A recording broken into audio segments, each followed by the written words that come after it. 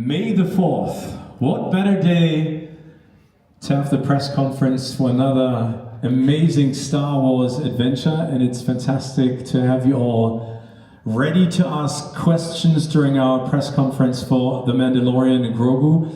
And I hope the excitement is big enough so that you can greet our guests from overseas with a big round of applause and cheers. Let's get started with the writer, producer and director of The Mandalorian and Gorgu. Here's Jon Favreau.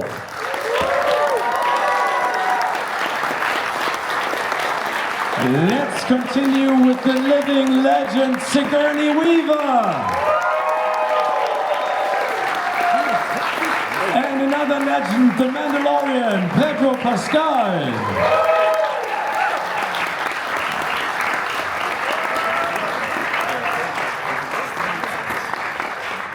John, Sigourney, and Pedro, welcome to Berlin. This is a surprise gift, hand crocheted by one of the marketing ladies from the team who's promoting The Mandalorian and Gorgu. Her name is Anke, and she hand crocheted these amazing Grogus for you to color. John and Sigourney and Pedro, it's so great to have you here, and it's such an amazing movie. And this movie, The Mandalorian and Gorgu, might be the first entry point for some people into the Star Wars universe. Do you remember your first Star Wars experience, John, Sigourney, and Pedro? Maybe starting with John. I do. I was born in '66, so I was about 10 or 11 when the first one came out. And I remember going with my dad in New York. And I still remember when that giant spaceship was going up. First the blockade runner goes by, and then the destroyer kept going. And I remember the theater. First it was sort of a gasp, then it was laughter, then it was cheering, and it didn't stop. And it made a big impression on me. And George Lucas, being the cinephile that he is, layered in so much, so many references that I didn't even understand at the time, that it opened me up to not just Star Wars, but to cinema in general. And it led to my learning about Kurosawa, Westerns, the Flash Gordon, pulp cinema, and of course, even later in life, Joseph Campbell, which the mythology of Joseph Campbell, he layered in the storytelling. So at first I loved the spectacle, but then as I grew older, I loved the storytelling and the humanity. Sigourney. I better see it again. I miss the Joseph Campbell. I saw it at the Ziegfeld in New York City when it came out in 1977, along with, thousands of other people. And, we hadn't seen anything like this ever. It really took you to another galaxy, another universe. And I thought it had heart, I thought it had humor. And what I loved about it was that there were so many different species, and for the most part, they were all getting along. That was never the issue. There was the evil empire, but otherwise, no matter what you looked like, you had a home in Star Wars, and I loved that about it. Pedro. I was born in '75, so my entire childhood is shaped by the first Star Wars movies. The first one came out in '77. Was there a re-release? You would know. I saw it in the movie theater. I think they did. It was long before home video, so I'm sure they kept releasing it. I don't know, maybe there's Star Wars fans out here who know better than I do. In my memory and the way that I shape it, I saw the first one before Empire Strikes Back. Empire Strikes Back, I remember perfectly. Return of the Jedi, my personal favorite. I'm sorry, it's an age thing.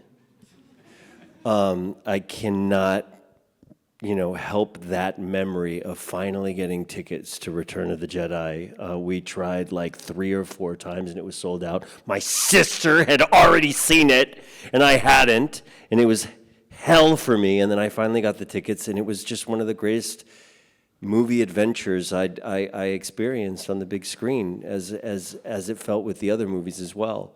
And does that answer the question? It does, definitely. I mean, we can tell that you all are in love and awe with the universe and with the storylines and with the characters. And John and Pedro, you had some time now to basically fall in love with Grogu. But Sigourney, this was your first experience with this little amazing creature. What was it like to meet him for the first time, and what did you think? What did you feel? Well, I was trying to hide from John that in spite of my character and her priorities, it was love at first sight for me and this little guy, because, I wasn't meeting someone with 5 puppeteers. I was absolutely meeting this little Yoda creature who was so full of life, so full of mischief. And I loved the scene because honestly, I'm looking at the two of them going, how is this honestly going to work? Am I doing the right thing sending these guys out for this? So I had just such a Grogu immersion. And yes, I caught up with these guys. John, having created this movie and this character, what was it like for you to see how Sigourney reacted to Grogu on set? Well, what was great about working with Sigourney is that, I was a fan of hers and grew up loving all the sci-fi films that, that she created and the characters that she created. And when you have 2 hours to tell a story, to have an actor walk on the set and bring their full reputation to the audience and inherit everything that came before, the strength of that character was very important. Of course, Sigourney was like one stipulation is I have to work with Grogu. Like that was, I'm not even exaggerating. It was like, I really like the part. Is there a way for me to work with Grogu a little bit? And so we rewrote the scenes, but she has to be really tough with him. But every time the cameras are off, and I don't know if people know this, but the puppet is being operated by, as Sigourney said, several puppeteers. And they're off screen with remote controls. And so when between takes, they just keep the puppet going. And so she would, between takes, like 2 old friends, she'd stop and, she'd drop the hard exterior and lean in and start talking to the puppet. And the puppet would coo and cock his head. And so she had to get ready for each next take to have to then be tough with him. And so we worked those few different moments in with you. And I think it still works for the character, and they're good little moments because they're in all the trailers now. So it must have worked out well. Yeah. No, that was such a treat. To work with, having been in lots of movies that had special effects, I usually had something real. But to work with a fellow actor who was this little Grogu and so real, and that the puppeteers kept that going for me, I'm so grateful. And the hardest acting part was, as John said, dropping that to play my commanding character.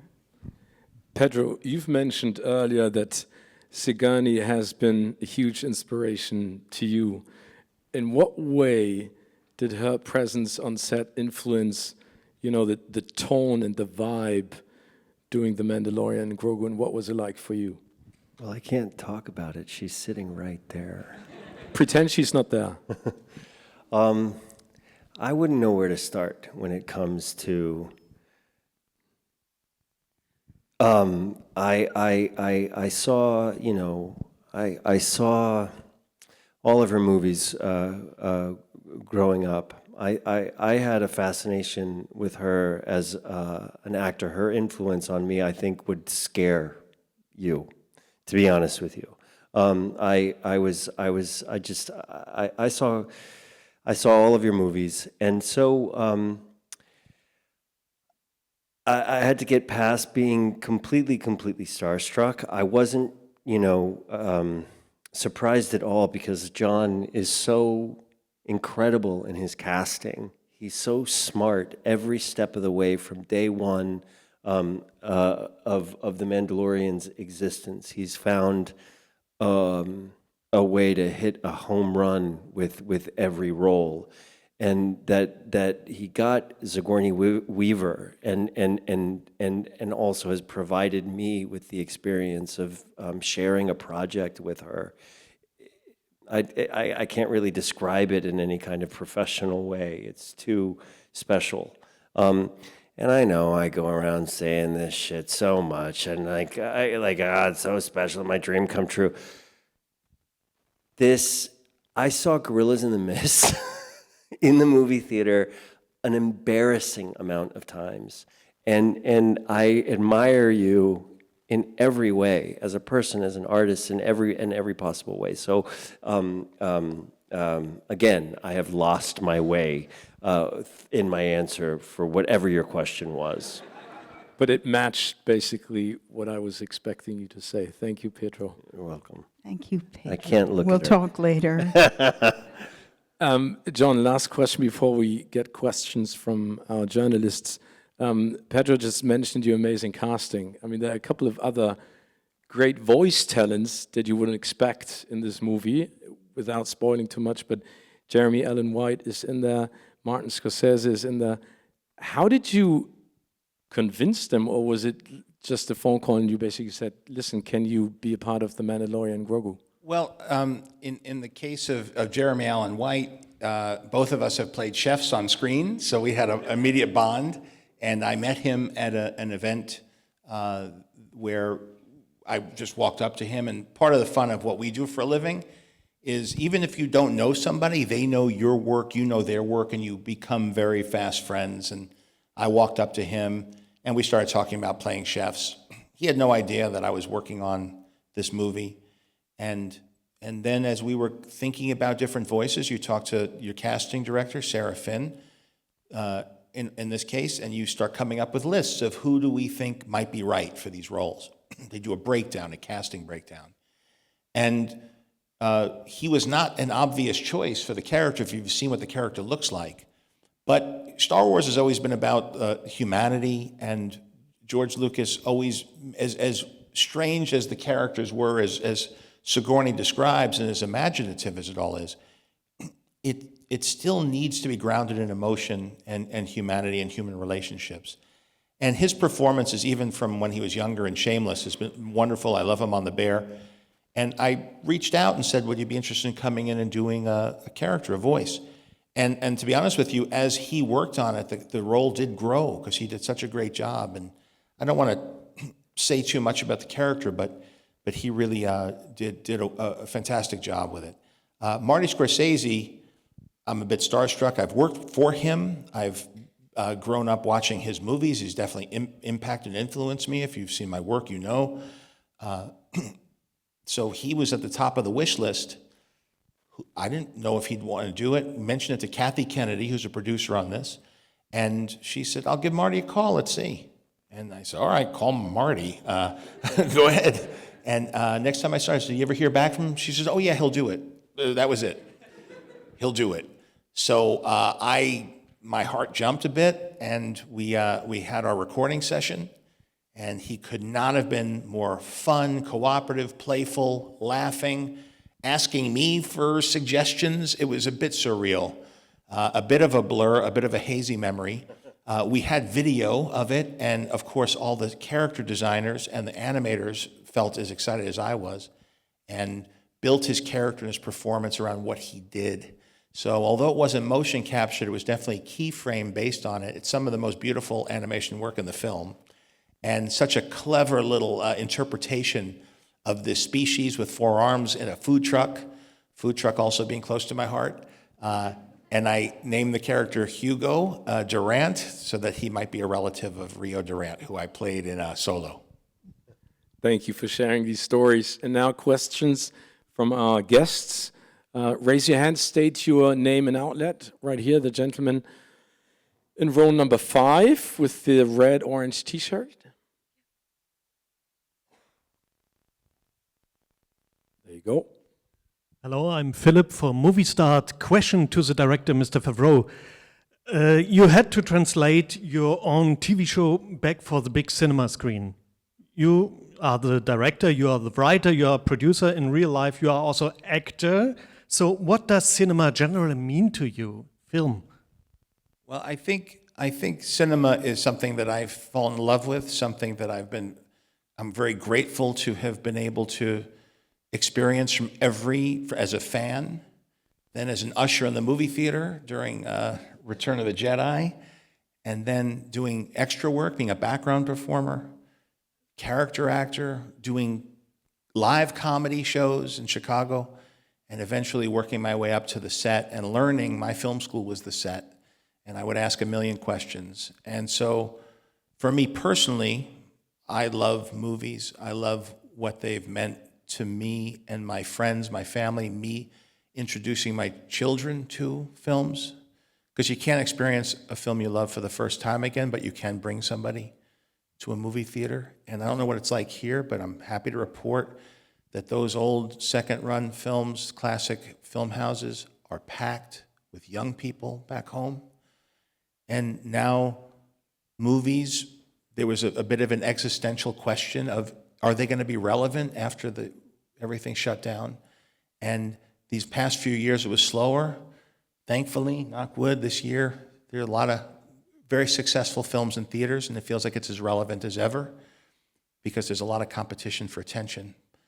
But I think the communal experience of people coming together and experiencing something, people that you don't know, laughing, cheering together, whether it's for film, music, sports, this is what brings us together. We're so isolated through technology right now, through algorithms. It's very easy to get caught up on your own and forget how much we share.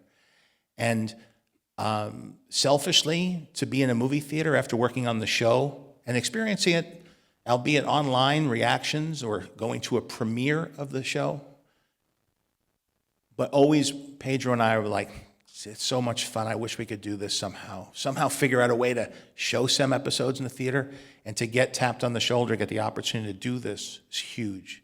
And a culmination of everything I've talked about in my life. I think there's a responsibility. We have to make it fun for not just Star Wars fans. We got to be there first and foremost for the people who've been there from the beginning. But I'd like a Star Wars fan to be able to bring somebody who's never seen Star Wars and have a good time. And we were dropped in the middle of a story by George Lucas in Episode 4. He was inspired by the serialized Saturday matinee movies. And he even talked about it in interviews. He says, I want to drop you in the middle of a story. He says, when I was young, you wouldn't see the whole story. You got to make it understandable and enjoyable. For the fans, we put the details in. They're very perceptive. All the little hints we give, they pick up on. And it speaks to the larger throw of the story. But first and foremost, it has to be a communal, fun experience for everybody to be able to cheer for and enjoy together. And this day, we're starting to show parts of the film and leading up to the release at the end of the month. And I'm very excited about the whole thing. The lady in the second row. Should I stand up? No, you can see me. Hi, I'm Andrea, and I want to know the relationship between Grogu and the Mandalorian has touched millions of people. Why do you think that is?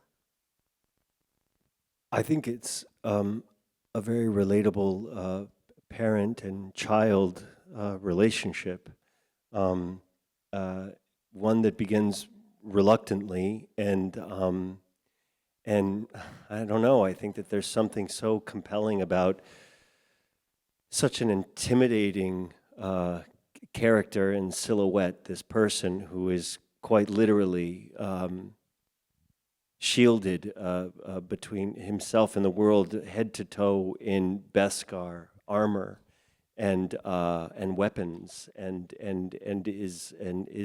his sole function is battle, and then there's this vulnerable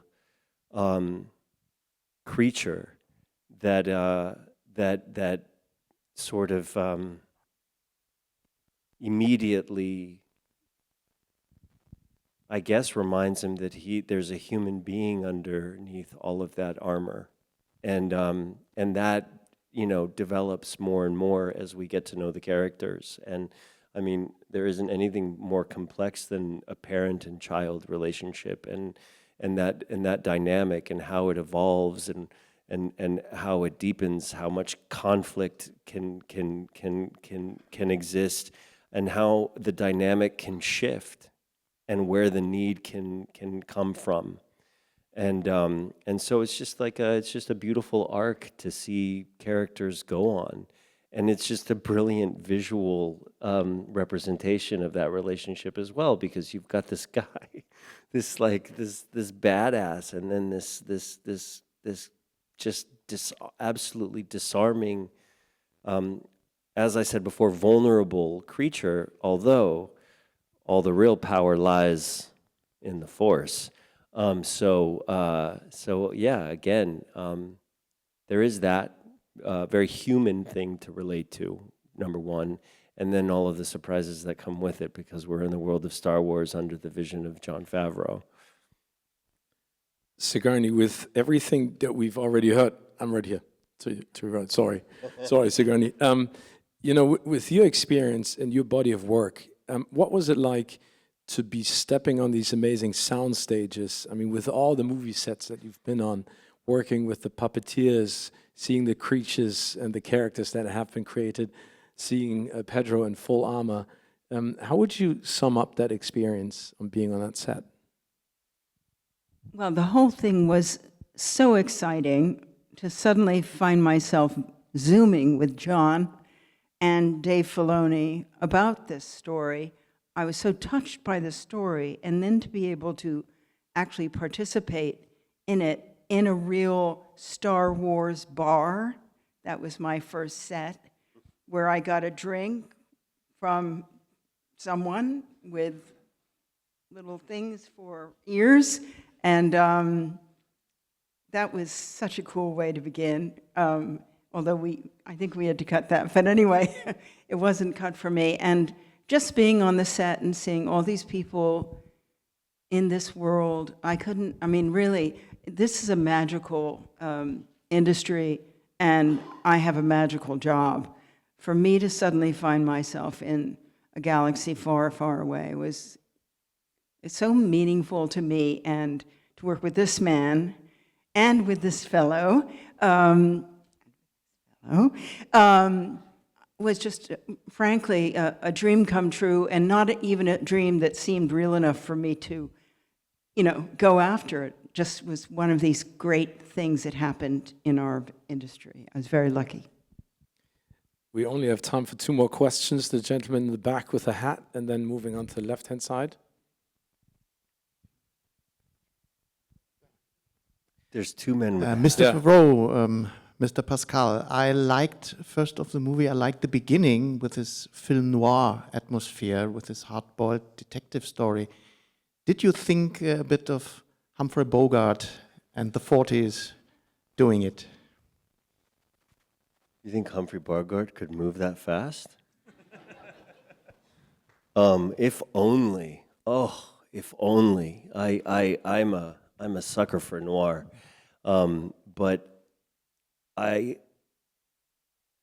one of my favorite things about the movie is what I experience through what John has made is his love of movies. And there are so many instances where I'm just like, oh my God, that's Blade Runner. Oh my God, that's Apocalypse Now. Oh my God, that's, all of these like iconic authorships of cinema that John has absorbed and found a way to just like weave into this action adventure experience. I didn't pick up on Humphrey Bogart, but that you did does not surprise me, because it's all the best of the best is honored in the coolest way, and it's what I love most about the movie is how much you love movies. Last question from the gentleman in the first row, all the way to our left, right here. The roundhouse kick in the movie, was it all you, or did you help by the stunt team? I've been on very stunt heavy shows all around. I don't know how it happened. I guess it started with Game of Thrones, but I was not young when I got that part, and things have been so physical ever since, and I don't know how much I have left in me, to be honest with you, because I didn't start young. you know the theater. There's very physical as well. I did very well back then. Just no one saw it. And this stunt team, Lateef Crowder, Brendan Wayne, they have. It is a trinity performance and authorship of this character, and one of the most interesting collaborations that I've ever been a part of. And beyond that, the kind of stunts and action set pieces, sequences, fight sequences, JJ and everybody, it is just unbelievable. Even when it comes to finding what is animated or computer-generated animation characters that are still they're still being physically authored in a way that the stunts have everything to do with, and it's just the most impressive stunt people I've ever been around. John, Sigourney, and Pedro, thank you so much. It's an amazing movie. you. Thank you very much for coming to Berlin. Thank you very much for your questions. The Mandalorian and Grogu opens in theaters on May the 20th. Have a fantastic day. May the Force be with you. Thank you. Thank you.